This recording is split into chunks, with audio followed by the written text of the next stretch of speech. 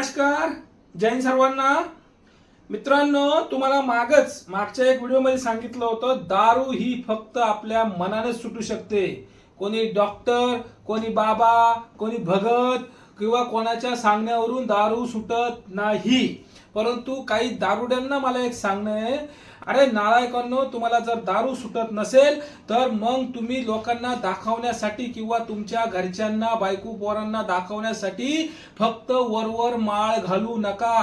त्या तुळशीच्या माळीचा अपमान करू नका. ठीक आहे. काय काय काय करता?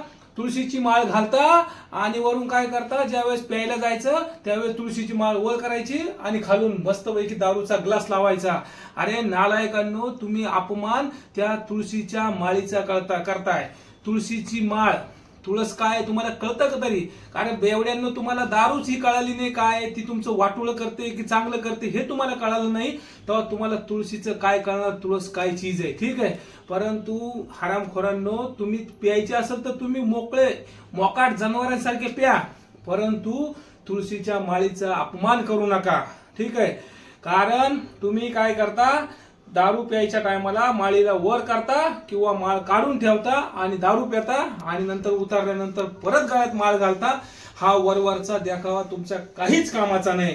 तुम्ही स्वतःची फसवणूक करताय. तुम्हाला काय वाटलं आम्ही लोकांची फसवणूक करू आणि देवाची फसवणूक करू? तुम्ही स्वतःची फसवणूक करताय. तुम्ही सगळ्याची फसवणूक करा रे, परंतु तुमची फसवणूक तो वरचा त्याची फसवणूक करू शकत नाही.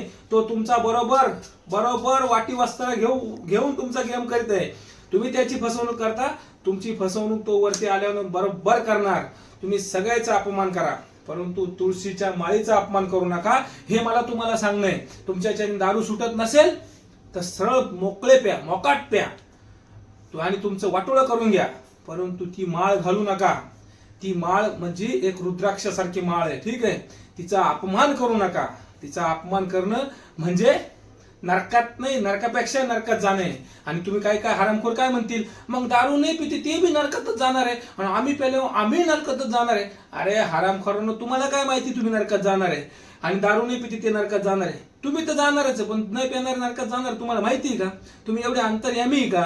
म्हणून फक्त तुम्हाला एक सांगतो, प्यायची असेल तर मोकळे प्या, घरच्याची फसवणूक करू नका. आणि तुम्हाला एक सांगतो, दारू ही कोणाच्या सांगण्यावरून सुटणार नाही, तुमच्या मनाने सुटेल. 100% मनाने सुटेल. मला अपमान माळीचा करू नका. म्हणून तुम्हाला सांगतो, दारू पिऊ नका. वाटोळं तुमचंच होणार आहे, लोकांचं नाही.